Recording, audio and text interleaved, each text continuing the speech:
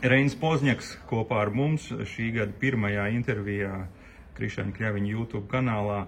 Reini, prieks tev redzēt Latvijā. Mēs esam tevi noķēruši pēc tam, ka tu daudz strādā Eiropā. Šobrīd tu esi ievēlēts Eiropas parlamentā, bet tā tava misija palīdzēt Ukrainai, palīdzēt Latvijai nekad nebeidzās.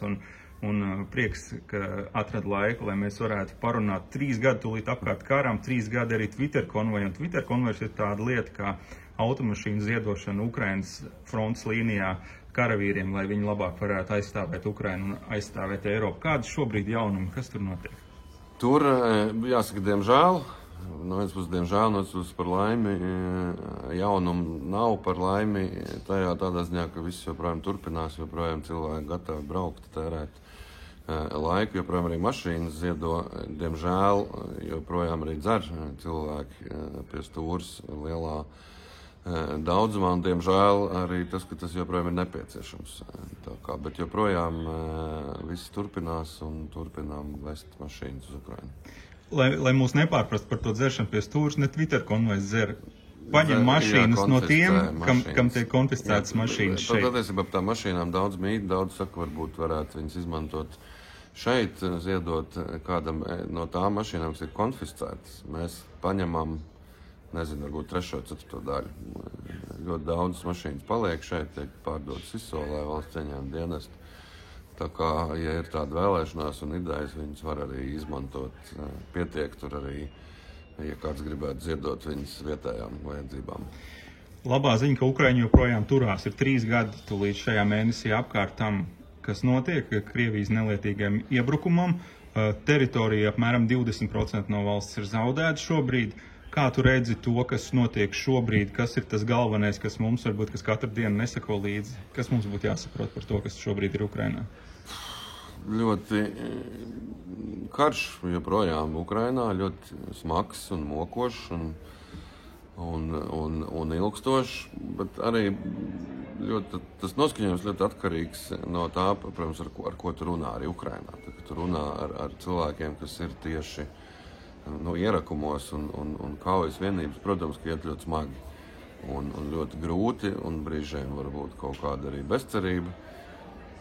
Bet tāpat laikā ir jūtams arī tāds sevišķi augstāk stāvošākiem, kad parunā, tur ir kaut kāds tāds, īstenībā neizskaidrojams optimisms, tāds piesardzīgs tādā ziņā, ka ir tāds, ka kaut kas tur briest, tā kā kaut ko viņi gatavo, bet to mēs arī zinām un dzirdam dažādas baumas un pusbaumas, ka Ukrainā tiešām ļoti attīstās tā militārā industrija.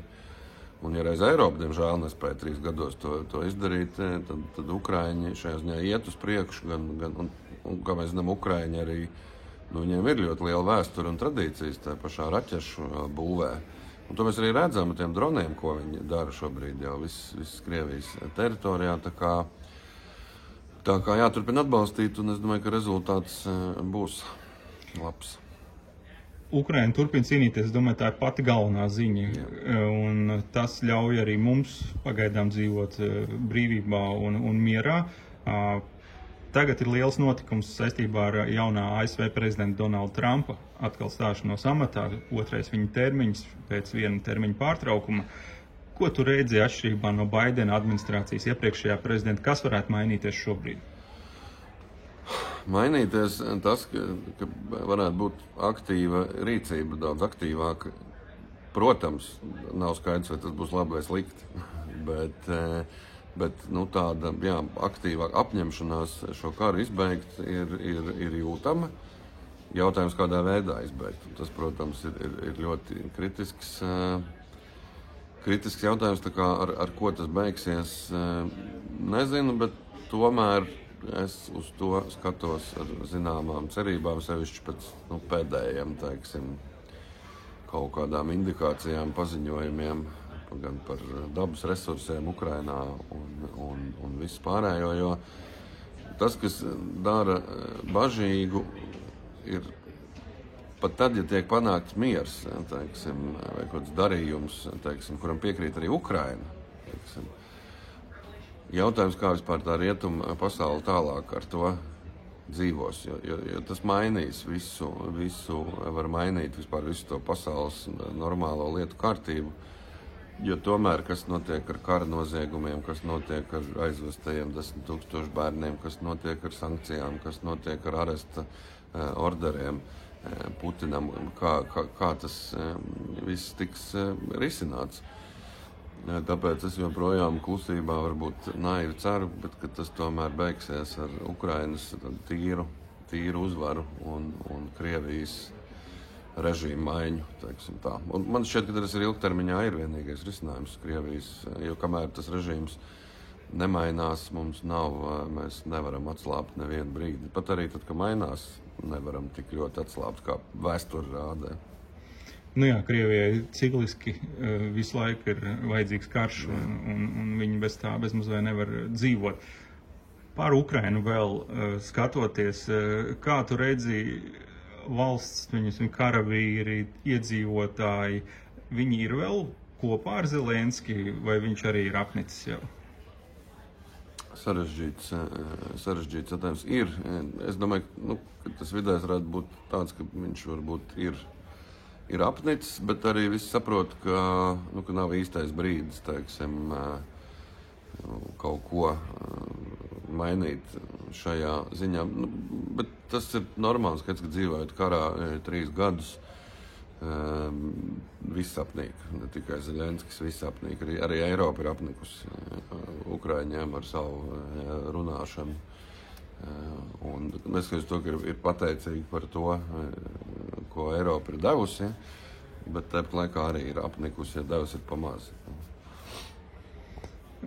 Ko tu redzi, varbūt Eiropas politikā šobrīd Vācijā briest lielas pārmaiņas? Tas kurs, kas bija Olaf Šolca vadībā, varētu beigties un varētu būt cits kanclers, kas šobrīd izskatās diezgan pozitīvi. Tā Vācija tomēr milzīgas rūpniecības jaudas, kas var ieslēgt arī ieroču ražošanu pilnīgi citā līmenī. Kā tu tos redzi šobrīd? Vācija, protams, arī ir tāds, cerēsim, ka viss beigsies labi tajās vēlēšanās. Bet protams, tā ir bišķi Eiropas problēma vai kļūda, ka šie izdevumi aizsardzībai tika vērtē, tika uztverta kā tāda izdevumi, sadedzināt naudu būtībā, kas neko nedod, bet ļoti precīzi tās ir investīcijas. Ja? Un tās ir investīcijas ekonomikā, investīcijas darba vietās un nodokļos, un sevišķi Vācijā, teiksim, kur šobrīd varbūt tas būtu ļoti nepieciešams. Tas būtu labs ceļš un labi tad domāšanas maiņa.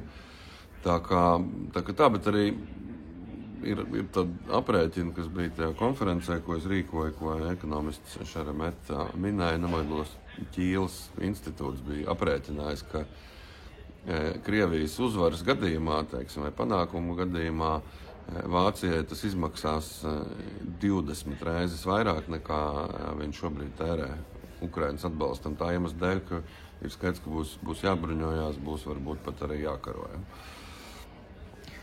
Bet tur tie lielie riski ir kādi? Ir viņiem tāda viena partija, kam ļoti patīk Krievija, kas ir pilnīgi iestājas pret jebkādu palīdzību Ukrainai, AfD tāda, ja?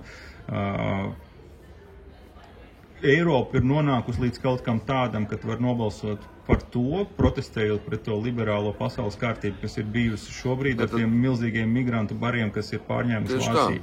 Tā ir tā problēma, kur Kremlis ir tiešām lielmeistari. Ja? Ka viņi jau iebrauks uzvar ar pilnīgi citām problēmām. Nedēļ Ukrainas, ja? Bet ar migrāciju, ar visu citu.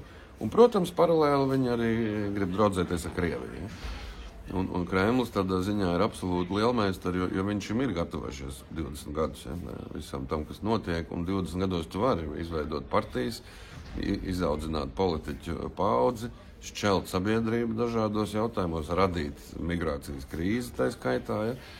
Un šobrīd vienkārši tas viss nes augļus dažādās valstīs, ne tikai Vācijā, visur jau šajā Kremļa miera baloži ir aktīvi šobrīd. Kā tu redzi, tu esi viens no 700, vairāk kā 700 deputātiem Eiropas parlamentā. Kādi ir tev pirmie iespaidi par to, ko tu tur redzi, ko tu vari ietekmēt ko tu vari uzrunāt, kur tu vari klauvēt? Man, jā, iespēja patiesībā man ir labāk nekā es domāju. Protams, ka tas parlaments kopumā vispār kā institūcija ir vairāk influencers, nevis lēmumu pieņēmējs, bet tas, ko var darīt, ir izdarīt spiedienu uz šiem lēmumu pieņēmējiem un lēmumu realizētājiem, kas ir Eiropas padome un Eiropas komisija, būtībā kaut kā kustēties un darīt vairāk un ātrāk. Un tas kopējais noskaņojums parlamentā ir gan protams, Ukraina atbalstošs absolūti, gan arī tāds, ka beidzot ir jādara. Ka ir tie 3 gadi pagājuši, un mēs skaisti rezolūcijas ik pa laikam rakstam un apstiprinam, bet ka tā darbība, diemžēl, nesako.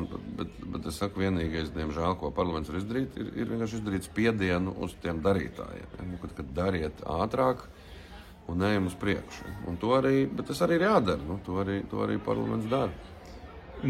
Tu pat organizēji vienu lielu konferenci Eiropas parlamentā janvāra vidū par to, kā reāli palīdzēt Ukrainai. Kas ir tie galvenie secinājumi šobrīd 3. kara gada noslēgumā? Tas konferences būtība bija, un arī doma radās no tā, ka, protams, visi runā, kas ir ārkārtīgi dārgi. Ieguldīt aizsardzībā dārgi ir atbalstīt Ukrainu. Un faktiski man tā doma bija svarīga konferences par to, cik dārgi būs to nedarīt. Cik mums tas izmaksās. Tāpat Krievijas uzvara, un tur faktiski vairāk interesanti arī skaitļi, tā skaitā izskanēja no jau minētā ekonomiski par to, ka tai pašai Amerikai, piemēram, Krievijas uzvara izmaksātu apmēram 800 miljardus, kas ir Amerikas institūta pētījumi. Ja? Un šobrīd es arī kā reiz pāris dienas atpakaļ pamanīju Amerikas mēdījos, kad par šo arī sāk runāt, cik izmaksās Krievijas uzvara viņiem, un nemaz nerunājot par brīvību, cilvēku dzīvībām un visu pārējo, jo tas, ko Eiropā maz kurš saprot, skatās uz to karu, kā uz tādu lokālu konfliktu vienu, ja, kuru vajag par katru cenu iesaldēt vai kaut kā apturēt, un tad problēmas beigsies. Un tas, kas ir jāskaidro, ka tā nav, ka tas ir 20 gadus gatavots impērijas atjaunošanas, plāns, un ar to nekas nebeigsies. Un ka viņi ies uz priekšu, un mums ir jāgatavojās tam, ka viņi ies uz priekšu, bet jau, paldies Dievam, ar vien pārliecinošāk šī apziņa izskan arī tā skatā NATO vadībā. Ja. Ka tas ir jādara un mums ir jāiegūt līdzekļi, bet arī tur tajā konferencē izskanēja tas, ka jābeidz to skatīties kā uz tēriņiem. Ja? Ka tās ir investīcijas, tas dos darba vietas, tas dos nodokļus, tas var uzlabot ekonomiku arī tādos reģionos, kur viņi klibo šobrīd. Piemēram, Latvijā vienkārši dēļ mūsu atrašanās vietas. Ja viens negrib investēt artilērijas attālumā no Pleskavas divīzijas. Mēs runājam pēdējoreiz vasarā Vecrīgā, un toreiz tu teici, ka franči joprojām mierīgi ēd savus krosāns un ne par ko neuztraucas. Ir kaut kas mainījies 6 mēnešos? Nav mainījies tādā ziņā. Protams, jo tālāk no Krievijas robežas valsts ir, jo viņi it kā viss saprotam, bet ka tur beig būt jāiespringst. Tā īsti nav, bet es arī domāju, ka mums jābeidz mēģināt viņu kaut kā pārliecināt. Man liekas, ka tā būs vispār Eiropas nākotne kopumā. Ka šis smaguma centrs Eiropas pārbīdīsies uz austrumiem. Ja kādreiz mēs kautrējāmies un kaunējāmies, ka mēs esam Austrum Eiropa. Mums nepatika, ka mūs tā sauc. Tad šobrīd faktiski tā Austrum Eiropa ir plus. Tādā ziņā cits starp arī virzītais spēks tāds. Sarunām no aiz okeāna, ja, cilvēkiem, ka faktiski tā Austrum Eiropa tiek arī šobrīd jau skatīta kā saprātīgā Eiropas daļa, kur tērē līdzekļus aizsardzībai, ja, kur ir gatavi tērēt, gatavi ieguldīt, kas faktiski tas arī, ko Amerika prasa, ja, tērēt arī jūs savai aizsardzībai. Un es domāju, ka tas ir tas, ko mums jāstiprina. Saites ar poļiem, baltiešiem, somiem, zviedriem, Ukrainu, tad, kad viņi būs jāstiprina jau tagad, bet arī ar viņas ienākšanu Eiropas Savienībā, vai tas smaguma centrs diezgan stipri varas centrs pārvirzīsies uz austrumiem, tā mums savā ziņā ir iespēja nostiprināt arī savu lomu, jo šobrīd Baltijas valstīs klausās. Teiksim, tā autoritāte tādā ziņā ir augusi, jo līdz tam iebrukumam mums tur saukāja pa paranoiķiem, ja, un rusofīliem. Ja.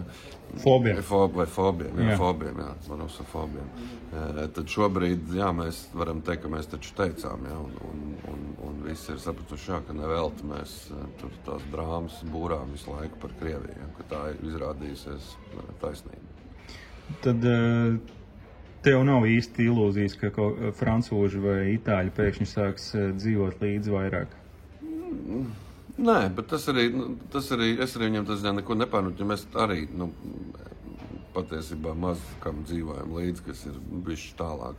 Pieņemsim, viņiem bija liels migrantu problēmas. Vai mēs gribējām uzņemt tos migrantus pie sevis, lai viņiem palīdzētu? Tas jau ir stāsts, jā, tieši tā. Un tas, kas ir jau daudz un labi, ka viņi tā kā vismaz ar prātu saprot, teiksim, ka vajag kaut ko darīt, protams, kā jau franči viņi uzreiz mēģina, teiksim, kad, tā kā savu industriju, teiksim, likt pa priekšu visam, ka viņi būs tur tie lielie ražotāji visu kaut kam, ja.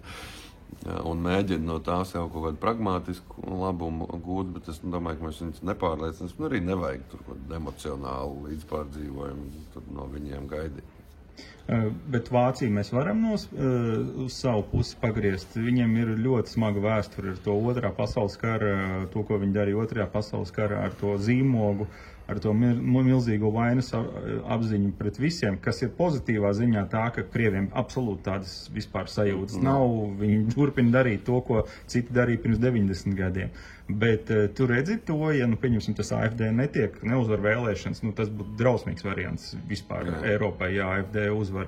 Bet, ja ir tas Merts, jaunais kanclers, kas ir no citas partijas, tu redzi to, ka viņš tomēr tāds diezgan Ukrainas atbalstošus, ļoti spēcīgus signālus, vismaz mutiski pagaidām sniedz. Cerēsim, ka tas tā būs, jo bet atkal tā Eiropas problēma jau patiesībā pat nav vēlēšanās atbalstīt. Eiropas lielākā problēma, ka nav ar ko atbalstīt. Nav jau to ieroču. Un tas ir arī tas, kāpēc ir Amerika kritiska visā šajā. Tāpēc, ka viņi ir vienīgie, kas spēja fiziski sagādāt ieročus. Tāpat Polija, kāpēc nopirka tankus no Dienvidkorejas. Tāpēc, kad Eiropā viņiem pateica, ka pēc 3 gadiem tu kaut ko varēs dabūt. Tiem bija uzreiz gan arī, Tiem bija tur, pāris mēneši. Un tā ir tā Eiropas problēma, kad nespēja, nav jau tās kapacitātes. Saržot. Protams, ir valstīm kaut kur noliktavas.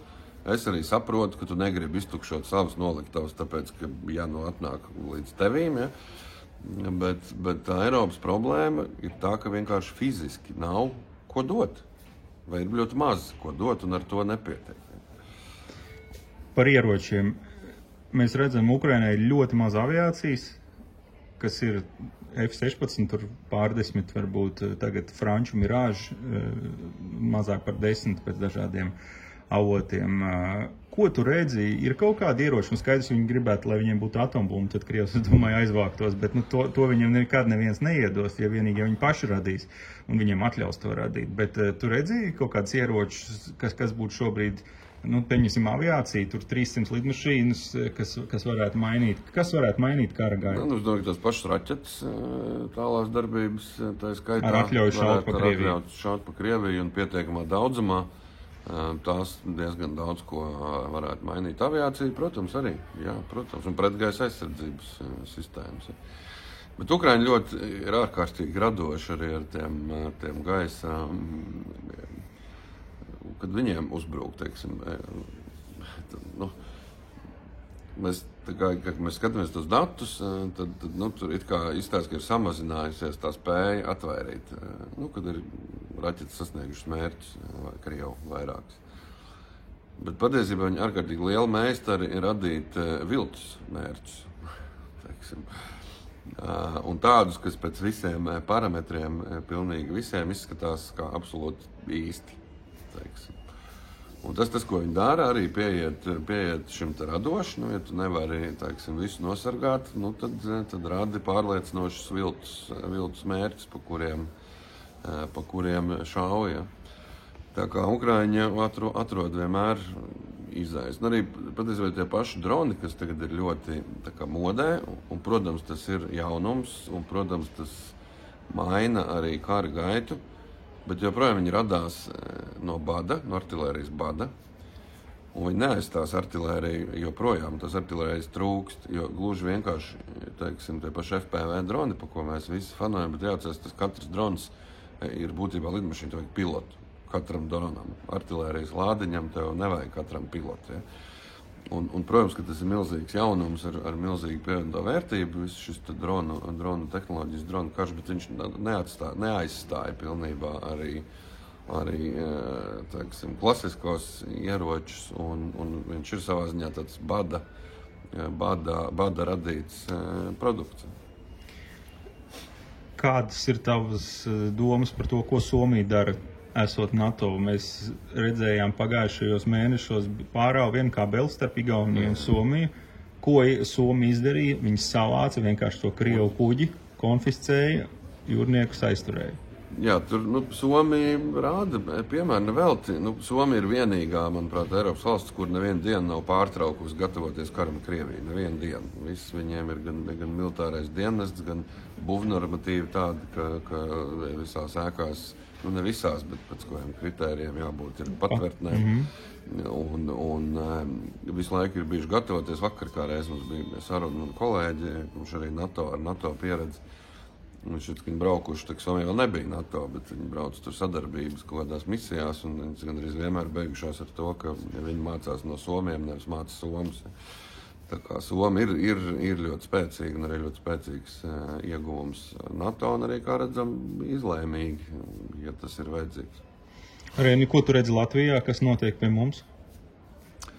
Vai nenotiek? Es ceru, ka notiek.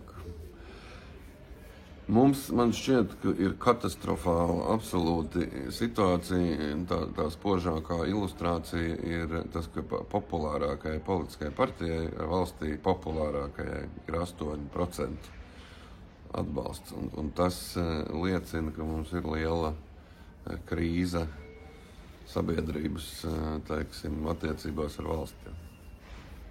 Bet, ja mēs paskatāmies militāri, mēs jau saprotam, ja Ukrainā nedod Dievs notiek katastrofa, pie mums arī var Latgalē iebraukt kaut kas iekšā, iebrukt. Kā tu redzi, ko mēs darām pietiekami, darām nepietiekami? Tā ir problēma, ka es nevaru par to neko atbildēt, tāpēc, ka mēs neviens nezinām. Mēs varam tikai uzticēties. Mēs varam, un tas ir patiesībā arī tas biedējošais, un kas kā reiz rāda to neusticību, ka tev saka, neuztraucies, paliec savā vietā, mēs visu darām. Ja? Un kaut kam varbūt dara, es nezinu, es ceru, ka dara daudz. Labi, es arī pat zinu, ka šo to arī dara, bet tā neusticēšanās savstarpējā ir apusējā. Mēs kā reiz šodien arī bija vienā konferencē, un skaidrs, ka arī gan sabiedrība ir gatava darīt pati, gatava pašorganizēties, gatavoties, iesaistīties, bet viņai īsti neļauj. Jūs tur diletanti nemaisties, mēs profesionāli visu izdarīsim. Un man šķiet, tas nepareizi. Tas ļoti nepareizi, ka to sabiedrības arī vēlmi savu valsti aizsargāt, jo tā ir atslēga īstenībā, kāpēc arī Ukraina noturēs, tāpēc, ka sabiedrība viņa aizstāvē viss, pilnīgi, ja? Un ir ļoti bīstami tur mēģināt izlikties, ka tikai mēs profesionāļi tiksim ar visu galā. Ja? Mani personīgi ļoti satrauc tas, vai mums, pieņemsim, ir pietiekami ieroči, pietiekami munīcijas, pietiekami artilērijas sistēma, pietiekami artilērijas lādiņu, lai mēs kaut mēnesi varētu pretoties. Es domāju, ka nav šobrīd. Bet tā ir taču katastrofa. Tas ir jāatrod un jānopērk par jebkuru naudu. Es nezinu, Mēs vienkārši, man ir tāda sajūta, skatoties uz to, kas valdībā notiek. Mums ir Evika, kas katru dienu dažādas teātra etīdes izpilda tiešajā ēterā, tad mums ir aizsardzības ministrs, kurš ir diskutējis par to, ka par Latgales autonomiju tur varot, bet tas gan bija pirms viņš bija amatā. Es nezinu, tā uzticība varai, vai vienkārši mums rada riebumu pret varu, lai mēs negribētu to aizstāvēt. Tās ir tās sekas. Protams, tev nav uzticība varai, tad ir grūtāk sevi pierunāt. Aizstāt. Kaut gan atkal, to es arī redzēju arī tajās pirmajās iebrukuma dienās, kad patiesībā jau tā krīze x stunda pienāca, un tajās pirmās dienas bija sajūta tiešām, ka viņi tur labi, tagad tūlīt būs Kijevā, pēc 2 nedēļām būs Latvijā. Ja? Tad jau tā sabiedrība tomēr mobilizējās un sadarbojas tā skaitā ar valsts iestādēm. Ja? Tā kā tajā x stundā jau mēs atradām to kopīgo valodu, tādā ziņā man tā ticība nav galīgi zudusi šai, bet skaidrs, ka tas ir sarežģīti, ja nav. Ja cilvēki neuzticās varai, tas ļoti sarežģīja situāciju. Kā tu redzi, varai kādus soļus vajadzētu šobrīd spērt, lai tā uzticība būtu, ka mēs strādājam vienā komandā, nevis viņi pa sevi un mēs pa sevi? Droši vien, ka es zinātu šo atbildi, tad būtu arī tas miljons vērts jautājums. Es neredzu, piemēram, cilvēcību, es neredzu ieinteresētību, es neredzu degošas acis, es neredzu, ka viņi grib tiešām izdarīt visu maksimumu. Un tāda sajūta, ka tāda ierēdnieciska, tāda vilkšana, kā it kā formāli kaut ko izdarīt, un tad pasniegt par to, ka viss ir jau paveikts, lai gan patiesībā ar 10% izdarīt. Man šķiet, mums tā politika problēma, ne jau tikai Latvijā, vienkārši mums tā politika kļūst pa sporta veidu. Ka viņas mērķis nav varbūt kaut ko izdarīt tieši valstī, kaut ko fundamentāli mainīt, jo mēs jau tāpat, objektīvi jau labi dzīvojam, tā, kopumā, ja. Ko tur tā kā. Tik labi mēs, man liekas, kā valsts nesam dzīvojuši nekad iepriekš, jā. Bet, un ka viss tā politika dzīve, tad sports kā vienam otru kaut kur apspēlēt, piespēlēt, pārspēlēt, saspēlēt, ja, un tā valsts ir kaut kā jau attīstīsies, tur vairāk vai mazāk. Dabīgā ceļā, ja, ka nav tādas, mums nav tiem politiķiem, cilvēki neiet politikā, tāpēc, ka es gribu šito izdarīt, tāpēc es eju un to daru, ja. Mums ir politikā būšana tāds pašmērķis, es tagad esmu politikā, tad es nonāku, ko es te varētu, tur puķpodu pārstumdīt to, tā kā nav tādas kaut kādas idejas nav īstenībā, jā, nav ideju, ko darīt. Viens no tādiem kritiskajiem punktiem, manuprāt, aizvadītajā gadā bija tas drons Gaigalovā, tas šahets, kas atlidoja ar spridzekļiem. Un tas varēja ieskriet jebkurā slimnīcā pa ceļam, Reizeknē, piemēram, kaut kur vai Audriņu militārajā radarā ietriekties un to sabojāt. Reini, protams, slikti, ka tas drons ielidoja, ja? Bet arī tādi droni ielido citur un viņi arī netiek notriekti. Bet kas mani šokēja kā cilvēku, tie mēli, tā drausmīgā attieksme, jūs tur nevācaties, viss ir slepeni, mēs visu kontrolējām, un beigās izrādās, ka neviens neko nav kontrolējis. Tas ir tik nožēlojami, ir 3. kara gads, un cilvēki vienkārši, es nezinu, ko viņi dara. Precīzi, mums ir kaut kāds patoloģisks bailes teikt taisnību. Jā. Sevišķi krīzēs, nav vispār drosmīgi cilvēki, kritis, tāpēc, ka ārprāts. Pie tam patiesībā ir absolūti objektīvi saprotams, ka tu nevari nodrošināt tādam dronam aizsardzību, teiksim, ka tev, tāda gadījuma vēl arī būtu, mums arī Ukraiņu drons ielidot, kas lido kaut kur uz Murmansku, ja? Un tas ir, to tu vari saprast, ka mēs nevaram katru tādu noķert, ja? Tad, man liekas, tā lielākā problēma. Bet vajag sarunu tādu atklāt ar sabiedrību. Bet man šķiet, pie tam lielākā problēma nevis tā, ka mēs nevaram viņu notriekt, lielākā problēma tā, ka mēs nevaram pateikt saviem cilvēkiem, ka jums virs galvas ir 50 kg trotila, uzmanieties, ja? Un es biju brīdināt, mēs slēpjam, klusējam, un to jau jūt sabiedrība. Jā. Tā kā jūt, un tie mēli agru vai vēlu nāk gaismā, un tas arī to uzticību grauja kardināli. Pie tam, kas pats sliktākais, tas grauja uzticību armijai, kurai patiesībā tā uzticība vienmēr bijusi ļoti augsta no sabiedrības. Ja? Un tas ir postoši, jā, un tās bailes neteikt taisnību, Un pēc tam vienmēr tiek argumentēts to, ka mums taču tur ienaidnieks skatās, bet ienaidnieks jau tieši to arī redz. Tieši to arī redz, ka jūs nekontrolējat, neizdarījāt, slēpāt, melojāt. Viņš jau visu to redz tāpat. Ja. Ja man par siliņas vai sprūdu spējām nebija liela ilūzija arī pirms tā drona gadījuma, tad mani ārkārtīgi nepatīkam pārsteidza valsts prezidenta Rinkēviča reakcija, kurš tieši tādā pašā stilā runāja. Es nezinu, varbūt tā ir viņiem kaut kāda rokas grāmata. Man liekas, tur viņš sadēva pa pirkstiem. Sākumā viņš īsti varbūt pēc tam, bet es nezinu, man tas bija tāda robežšķirtne. Es prezidentam pirms tam ļoti uzticējos personīgi un centos viņu atbalstīt, bet tas man ļoti sagrāva to, jo tomēr tas ir tik tāda robežšķirtnes gadījums, kad ir jāparāda, ka mēs esam ar jums, mēs izdarīsim visu, jā, mēs šoreiz to neizdarījām, bet mēs paskaidram, mēs tagad nopirksim to, pārviksim vienības vai vienalga tehniskos līdzekļus, bet mēs izdarīsim maksimumu, lai nākošais tā varētu nenotikt. Beigās jau pēc ilgām mocībām apmēram līdz tam arī nonāca, visi saprata un pat atzina, laikam, ka ir darījuši nepareizi, bet, kā saka, karotīts atradās, trūkums jau palika. Tieši tā, gribētu aicināt politiķus runāt atklāti, uzņemties atbildību, parādīt vīrišķību, tās tur nav šobrīd Latvijas politikā. Pēdējā lieta par Trumpu. Trumps ir tūlīt mēnesi amatā, ļoti daudz visādi izmaiņu Amerikā, visādas lietas parakstītas. Ko tu redzi globāli Latvijai riski vai potenciāli iegūmi ar viņu stāšanos amatā?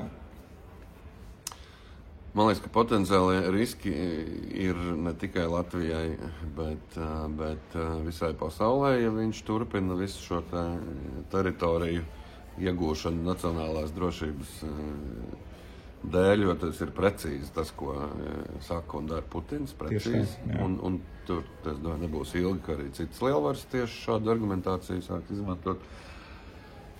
Bet tāpat laikā, saprot, viņš ir tāds, kā paši amerikāņi diezgan labi raksturoja, ka republikāņi Trumpu neuztver burtiski, bet ņem nopietni.